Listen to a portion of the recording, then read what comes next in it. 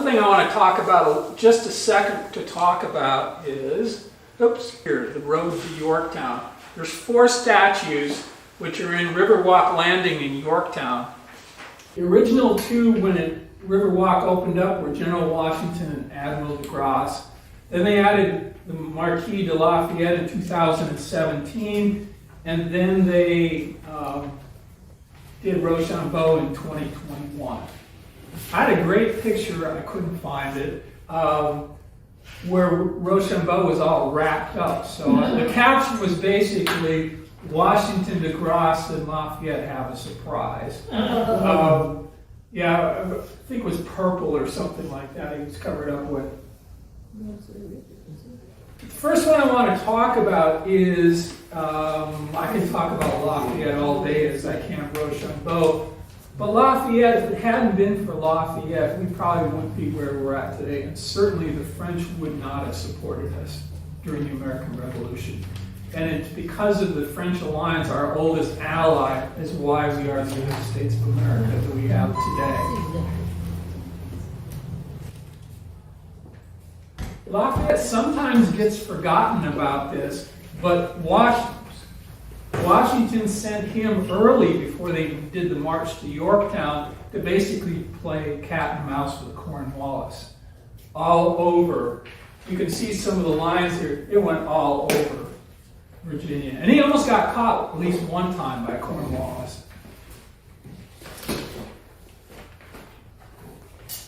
Here's another hero of Yorktown that most people aren't very familiar with, Admiral de Grasse. And this is a statue which is actually on the joint base at Fort Story in Virginia Beach right now. It's tough to get in there. I went a few years ago with my daughter. We lived in Virginia Beach. She still lives there for like 15 and a half years. Neither one of us have gone to see the lighthouses at Fort Story, nor to see the statue or anything. But now security's tight. You have to get aboard a bus, check all in, wait for the bus, go down there. So there's de Grasse, a portrait of that. What you're seeing behind that is a boardwalk that goes up over the dunes at the beach there. And there's a nice boardwalk, a nice big historical sign that talks about the Battle of the Capes, which kept the British. What you see here is the 1792, the original lighthouse. This was the first public works project by the new United States. Washington authorized it, and Alexander Hamilton oversaw it, that it got built. They also built a second one in 1881, which is still more than a few years old.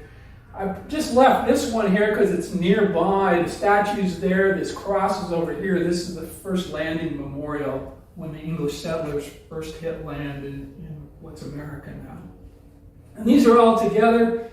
A little pocket of land is this that falls under the jurisdiction of the Colonial National Historic Park, which is also Yorktown and Jamestown and the Memorial Parkway linking the two and part of Williamsburg as well. This is the other thing that allowed Rochambeau and Washington to win at Yorktown, was the famous Battle of the Capes. It helped for a number of reasons. The French had more ships, bigger ships, and they got there first. But they could see the British coming in. They still had to sail out of the Chesapeake Bay to meet them on, and they had a few problems till they caught wind to get out of what's called the Lynnhaven Roads area. But as you can see, they blasted away each other for 2.5 hours.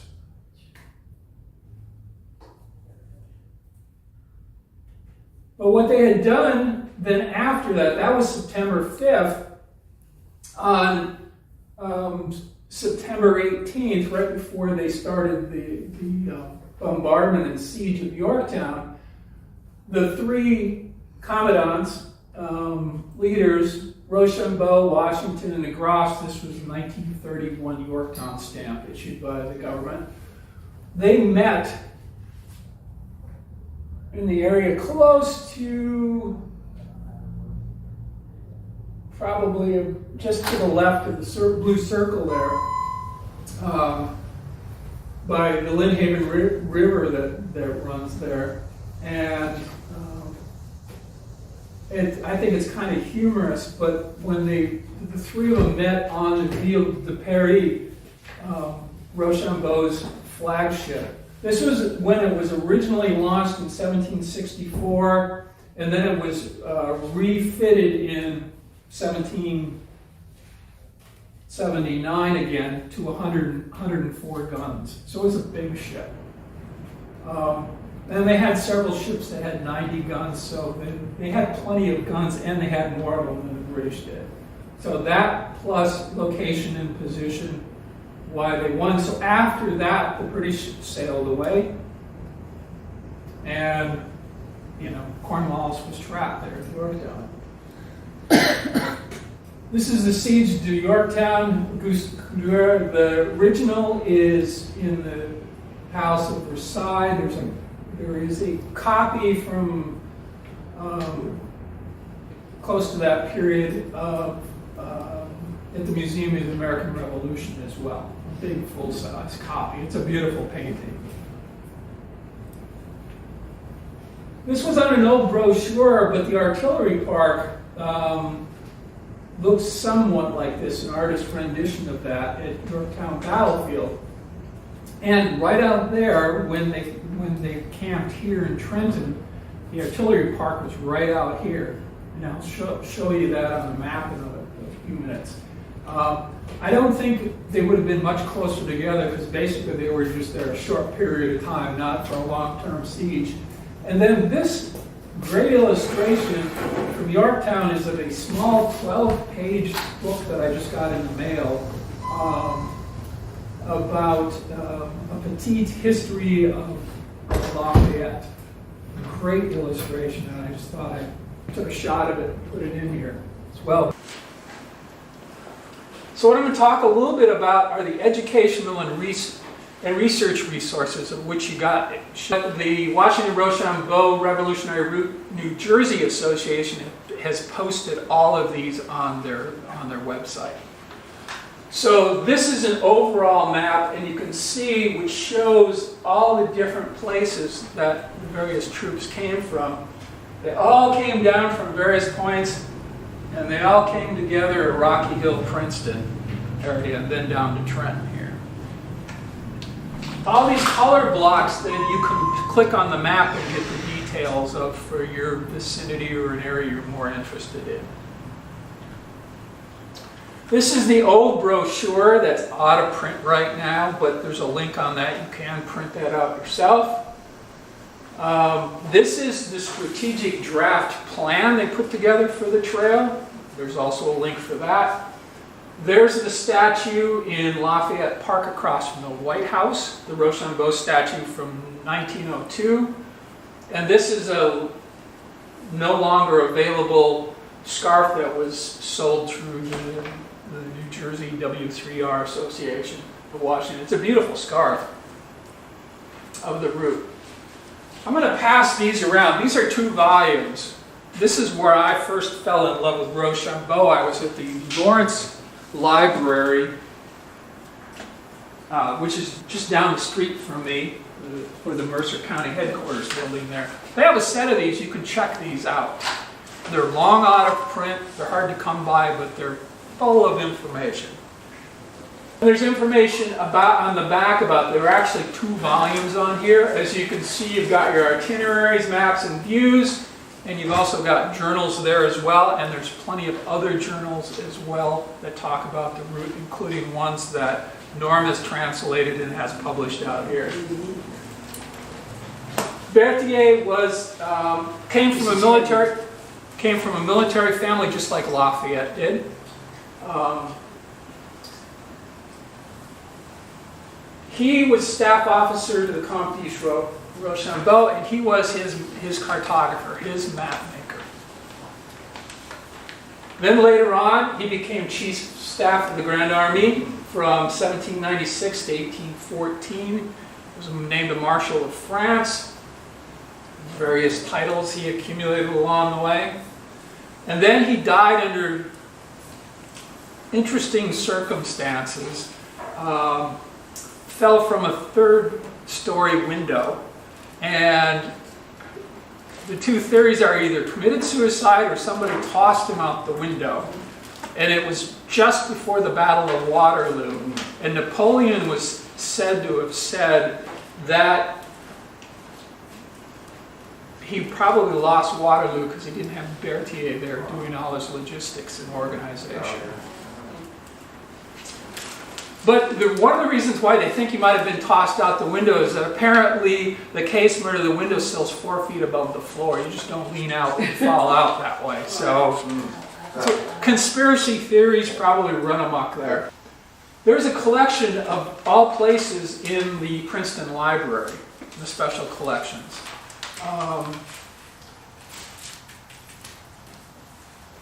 Alumnus of class of 1909 contacted the Berthier family and bought the collection from him and then donated it to Princeton University. There's two collections. There's a Rochambeau collection, which the link's there, that the government owns. This is actually a better set of maps, including some details that you don't find in either sets of the maps. There's 111 maps and related journals in there. So think about that treasure trove of information. A few years ago, I was invited to go on a very small private tour of the special collections. I think there were maybe 12 of us there. We got to go down and look at the original Berthier maps. They pulled them out of the vault there. And Dr. Bob Selig, who's the historian and expert on the trail, was the one explaining to me how you read all these maps and what all the connotations and denotations mean. That was a good day as far as I was concerned. One of the journals that are in one of the volumes there is by Berger. He's actually a pretty accomplished, this was a self-portrait that he did. This is part of the Anne Brown collection in Brown University. She was one of the co-authors along with Howard Rice from Princeton University, so it was a co-publication between Brown University and Princeton. But as you can see, there's first Rhode Islander there, one of the riflemen, artilleryman, and I've seen two different versions of who that portrays, that character. So part of that also is who you find that, I guess, is writing the history. Here's an interesting guy by the name of Baron von Closen. He obviously liked women and he liked to do silhouettes. So these are all silhouettes that are attributed that he made when he was apparently on his way out there and interacting with women along the way. Here are some of the maps, and even these maps don't do justice that you're seeing here to what the originals look like looking at them in special collections. They're really pieces of art. This is coming down the Millstone Valley. You've got the Black Horse Tavern, the Red Horse Tavern, still around today. The owners were here, I don't know if they're still both here, earlier. Came through Rocky Hill, down Mount Lucas Road, so you can sort of see pretty much the same thing, the curves in the same road. That's the interesting thing about the cartographers and map makers of that period. I could hand one of these maps to you, and odds are you're probably not going to get lost. A lot of our roadways follow the roads that old. So this went all the way down to Princeton, and the way that they set up these maps, the Berthier did the maps, this would have been at Somerset Courthouse, the previous campsite. So they skip showing that on the map, and then they go all the way to the next campsite, which would have been Princeton in this case. So on this, he says Somerset Courthouse to Princeton, 13 miles. So one of the things that we're fortunate about is that we have the officers keeping journals. We have Berthier making these fabulous maps of not just the route, but also the campsites. This is why we know anything at all about the Washington-Rochambeau route, because the Americans have very little records or recorded. A few records, but not like the French kept. The French were meticulous about doing this. And then it continued on.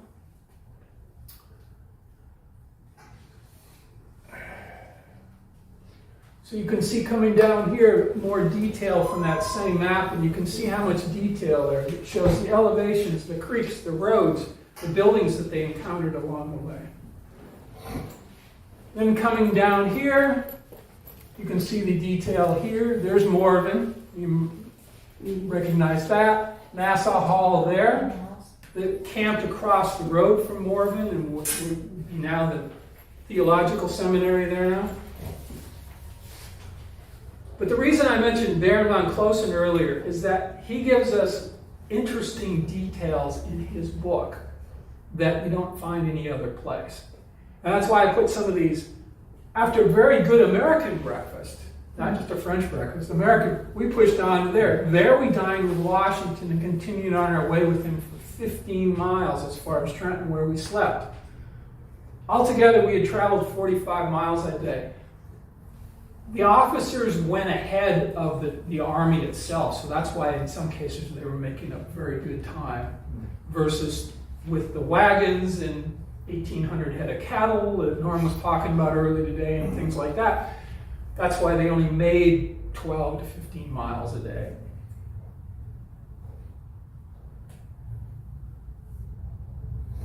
Again, they love this. They got to spend time with Washington himself, listening to Washington's version of what happened at both Trenton and Princeton as well. And they took meticulous notes of all of these things. As you can see, details of which I very faithfully recorded in my collection. So here's the next one. You've got Stony Brook, the Stony Brook community, down through Maidenhead, which is now Lawrenceville or Lawrence Township. So you've got, this is Shippetocket Creek there, Stony Brook back there. This is 5 Mile Run or Little Shabakunk. Here's the Shabakunk Creek. This would be Stockton Hollow, where there was another skirmish there. This is about where used to be Helene Full Capital Health Hospital is at right now. One of the descriptions, there's a ravine that has a 90 degree angle in it, basically. It used to be much deeper there, but this same curve is there, and it does drop down there when you go by the hospital right there. So there, Colonel Hand, you might have heard of him, Edward Hand. Skirmishes here, skirmish here, skirmish here. That's what slowed Cornwallis down and saved Washington's army at the Battle of Acid Pink, or Second Battle of Trenton. Without that, it took them from afternoon till it was almost getting dark to go those 5 miles to Trenton. So Hand did a pretty good job, as did the rest of the troops there, slowing them down. It also helped that even though it was wintertime, they got it in an unusual thaw, and they were up to mud in their knees in some cases. Slow hacking, and then you had Hand shooting at you, and his men shooting at you with rifles. They were always staying out of range. Then you come down into here. There's the ferry. There's where we're at right now. Ferry here, ferry there. The upper ferry here. So his description of Trenton, a charming site a half mile from the left bank of the Delaware. In spite of the ravages of the Hessians, there are still, nevertheless, several fine houses in Trenton, and this would have been one of them here at the William Trent House. He also talked about the assembly meeting here, rather than Elizabethtown, getting together with Governor Livingston. So this is what the actual map looks like on a page from Berthier's maps or journals. Very small, but when you blow this up, here's the roughly 100 houses that were in Trenton at the time. There's the William Trent House right now. Cherry trees growing along there in the rows, which we know about there. There's the ferry, the same ferry that Washington came across when he was on his way to become an inaugurated president. And you can see where they camped. on the way there where they came back, and here's the artillery park, all the artillery there waiting to be ferried across. So a lot of details. And then you got the barracks here. This went behind the barracks, and this very circuitous route went through the falls. That was the ford. So they went both by ferry and ford, and one of the journals, which is in there, one of the pages might be one of the, has a post-it note on it even, they said at the time the water was 2.5 feet deep. So different than it is right now. A bit closer up, you can see a better job of where that. I've never tried to reimpose, trying to figure out, get rid of the bridges and everything, how close that comes to an actual map today. Trying to figure out amongst the rocks, because there's been some dynamite work going on in the rocks and things like that there. So they talked about here, we came to Trenton, troops as well as the artillery caissons crossed by a ferry. There's 7 boats, of which 5 were fit for some vehicles. The wagons crossed by the ford a mile higher up, which they could do if it was only 2.5 feet deep.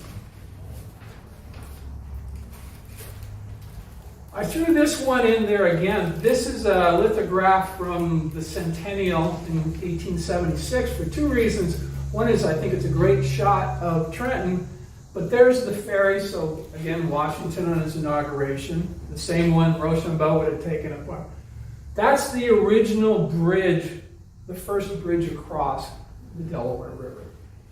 It's the same bridge that's slightly modified, but on the same pilings that the Trenton makes world take bridges on. Lafayette crossed that bridge when he was here in 1824.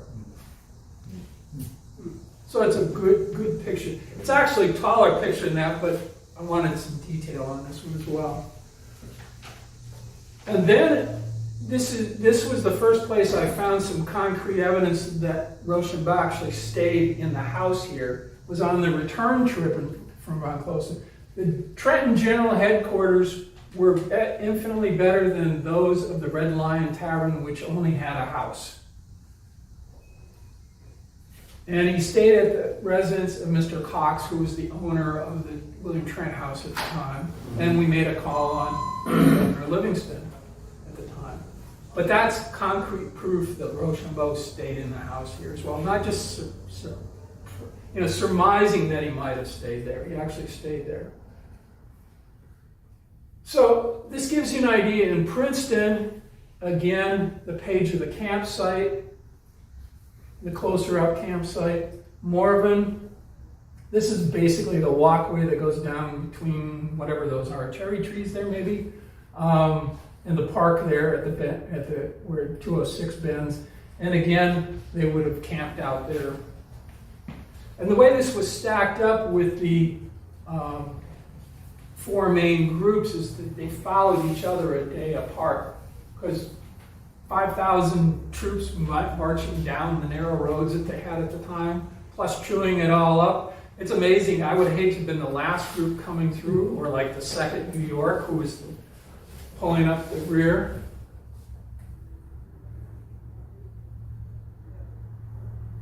So this return to Princeton, the Americans came back right away from Yorktown.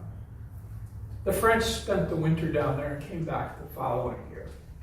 So he ordered us to march in battle formation, leaving Trenton, combined the 2 regiments into a brigade. Lejeune Legion, on the day of our arrival in Trenton, proceeded 3 miles beyond Princeton to a place called Kingston. They were there sort of to make sure that there weren't any problems with any other troops that might be around, where they took up a position behind the millstone overlooking the Brunswick Road. But they also talked about visiting Madame Rittenhouse, the widow of the famous doctor and college professor, or the Rittenhouse Orrery, which was this fancy clock-making mechanism. And it had to remark, and this is the thing I found interesting about Baron von Closen, is that he made comments like this. The only remark I'll allow myself is that the madam appeared to like us more than her father-in-law, fanatical Tory. Is that you got these other interesting parts of the story from people like Van Closen. We marched from Princeton, but there they said there was a part of that was a new road cut in from the first time they'd come down the year before. So they went a slightly different route there, and it describes it right there. We camped in front of the town and faced the river. Thank you very much.